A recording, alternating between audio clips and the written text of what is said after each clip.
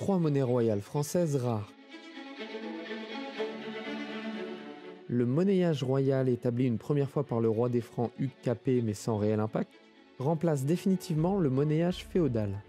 À l'époque féodale du Xe au XVe siècle, le droit à la frappe monétaire se partage entre le roi et plusieurs seigneurs. Ainsi, on retrouve une multitude de types de monnaies différents. Avec la fin de la guerre de 100 ans expulsant les Anglais du royaume de France, l'arrivée de métaux précieux d'Amérique et l'influence artistique italienne, s'amorce l'ère des monnaies au portrait. Et le roi devient réellement le maître de la monnaie. Double louis d'or de 1641 frappé à Paris représentant le portrait de Louis XIII le Juste. La tête laurée de Louis XIII à droite avec la mèche courte sambée dans la couronne tenue par 2 rubans. Au-dessous, 1641. On peut y lire également au pourtour Louis XIII par la grâce de Dieu, roi de France et de Navarre. Au revers, une croix formée de 8 L, adossée 2 par 2 couronnées, cantonnée de 4 lisses, la lettre A de l'atelier de Paris dans un cercle. On peut y lire au pourtour le Christ règne, vint et commande. Son poids est de 13,48 grammes. Louis XIII est le premier monarque à apparaître sur un double louis d'or. Cette monnaie créée par Jean Varin est très appréciée des collectionneurs pour sa beauté et sa qualité de frappe due à l'usage de techniques modernes pour l'époque. 16e d'écu de Flandre aux insignes de second type de 1705 frappé à Lille représentant le roi Soleil, Louis XIV le Grand. À l'avers, on y voit le buste cuirassé du roi Louis XIV à droite. On peut y lire normalement Louis XIV par la grâce de Dieu, roi de France et de Navarre.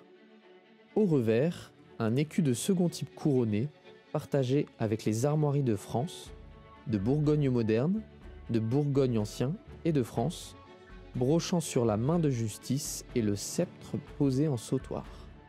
Pourquoi de second type ?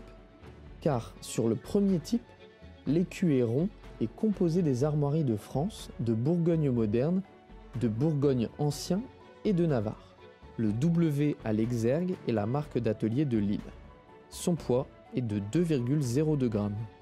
Cette pièce est exceptionnellement rare car il reste moins de 5 exemplaires connus à ce jour. Cette pièce fut fabriquée dans le cadre de la 4e Réformation suite à l'édit de mai 1704. Généralement réformée sur des 1/12e d'écu aux palmes. La Réformation est une technique monétaire apparue en France à la fin du règne de Louis XIV en 1690 qui consistait à frapper de nouveaux types monétaires sur des flancs d'anciens types au lieu d'utiliser des flancs neufs. C'est une manière de recycler d'anciennes monnaies inutilisables.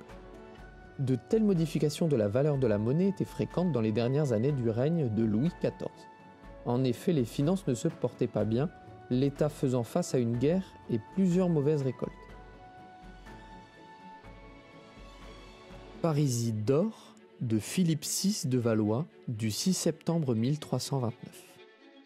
Sur l'avers, le roi est assis dans une stalle gothique avec baldaquin, couronné, tenant le sceptre et la main de justice, les pieds posés sur 2 lions couchés.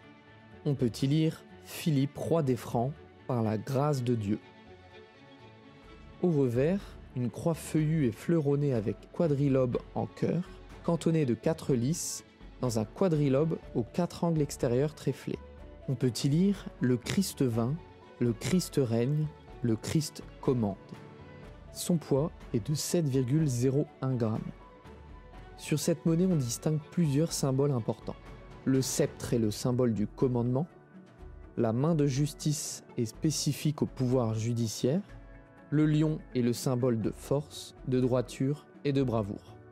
Le lys est signe de lumière, de pureté, mais il symbolise aussi le symbole de la royauté très chrétienne et l'emblème héraldique des rois de France.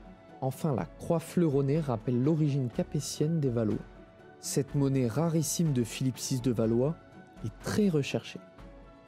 Si ces 3 monnaies vous plaisent, n'hésitez pas à vous rendre sur notre site numiscorner.fr. Les liens vers ces monnaies se trouvent en description. Et je vous invite également à vous abonner à notre chaîne pour découvrir plus de contenu sur la numismatique.